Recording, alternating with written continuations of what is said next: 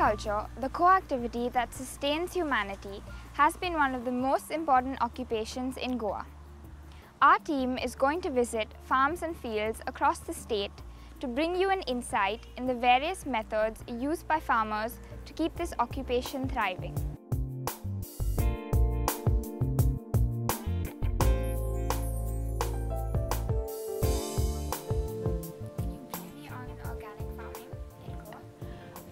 Organic farming is a term that we use today. Prior to the Green Revolution in India and across Goa, organic farming was a way of life. Organic farming is where we use no chemicals, nothing artificial to supplement crop to grow. Okay, so basically organic farming was practiced in Goa always, yeah? Till the Green Revolution came, where chemical fertilizers and pesticides were introduced, which were artificial.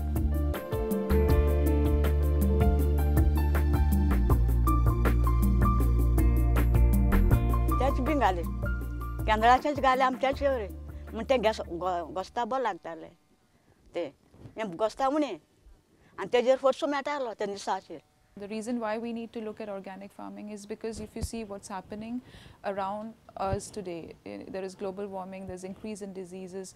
A lot of chemicals that are introduced in the crop are not only destroying the crop, the soil and the crop, but they're also destroying us as human beings, our bodies. There's increase in rates of cancer and things like that. We grew up in agriculture being part of our life, yeah. And so we grew up doing things working in the fields, helping our parents, and that's the way it was introduced to us. Today, unfortunately, what happened is education has come into the scene, so we prefer going to school, and there is no acknowledgement of our trade, of any trade that we belong to. So in a way, we were cut off from our ancestry and our roots, so to say. Yeah, and I think that gap should be filled in. All of us come from an agrarian background. I do not understand why we shy away.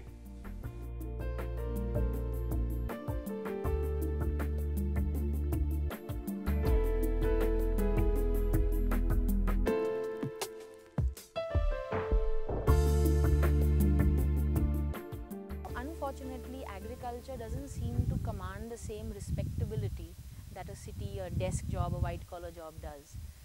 So young kids, they'll be 10th and 12th pass, and that doesn't give them a lot of qualification to really get the high paying jobs, but they feel I'm educated, I can't work in the field, I can't be in mud all the way till my knees doing things that probably my illiterate grandparents did. So that sort of respectability is not there.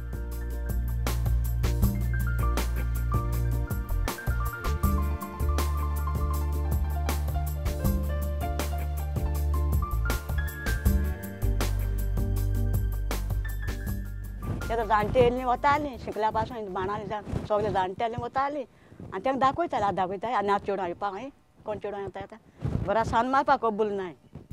So not being able to get enough money and not having that kind of respectability, coupled with other things like labor problems and things like that, people just don't want to do farming anymore.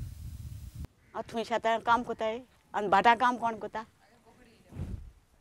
येवपाची शेतान काम कोताय आनी तोंड काटाय भाटां काम कोताय तेदो म्हणी प्रेस आमल्या काटारले तोंड काटारले शेतां काम भाटां काम कोण कोता आतां वो वल्लो केलो आनी आमकां त्रास.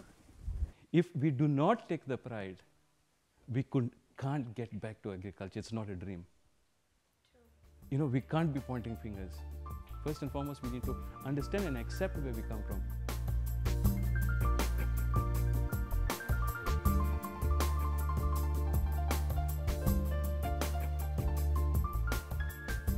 Education has to take place, participate in it. The government should include policies and to encourage this aspect.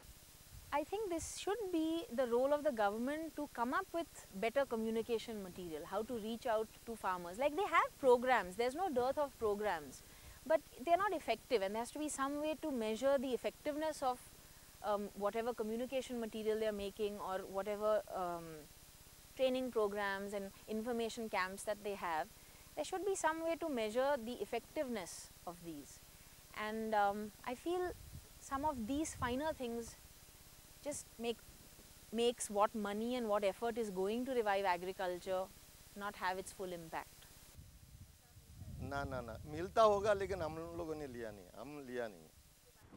Government पैसे हारी करता आता पिळा जाता कोण दिता 10,000 मोल झाला 5,000 भितर येयना आमकां आम गोबाल दोगांनी काम कोताय होरी दोगांनी आमी शेतां काम कोताय आम 10,000 मोटा थिंगा 5,000 पाम भितर येयना पर पंचायत सांगिला आनी नोटीस दिला आतां यो तेंका शेतां सोंपा थिंगा आम रोयता तें शेत सगळें बंद पिड्यार जाता आमी आतां कोत्ताय म्हूण आम कांय कोणा.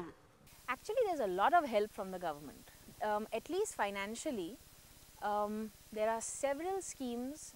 There is a lot of money being pumped in both at the state level and from the center to give agriculture a boost. So money is there, government is there, willing to help, people are there who want the help, but there is somehow it's just not all falling into place, and I think the government needs to work on some of these processes, simplify. Like for industry, they say we must have a single window clearance. I think there needs to be something like that for agriculture as well, where the farmer doesn't have to go through 5 departments to get something. Just go at one place, give your papers in, and it's all sorted out.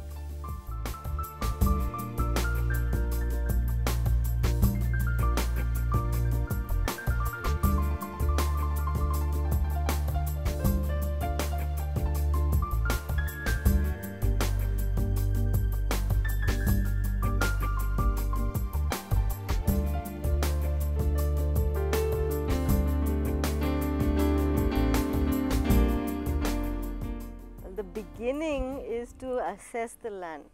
I found that this land was completely infertile. The soil was rock hard. The topsoil had been eroded away by the monsoons. It had been abandoned for several years. First step for me was to harvest rainwater on the property, to make the property moist so that it could support life. All forms of life, from the level of microbes deep in the soil to the trees that will eventually be on the property.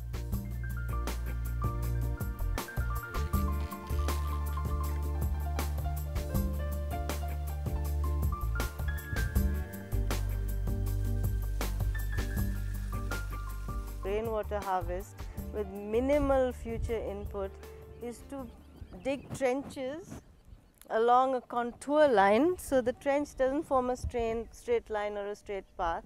It follows a curvy path, and the reason for this is the water is held in this trench, the rainwater, and passively seeps down into the ground. The next step is to plant this mound with nitrogen fixing plants. These plants have a symbiotic relationship with bacteria that take nitrogen from the air, put it in a soluble form in the soil, which is then providing fertilizer for the tree that is going to grow on it. These plants are called legumes. The 3 functions of my little chauli plants here are that they are providing, the first one, as I said, providing nitrogen to the soil and the plant.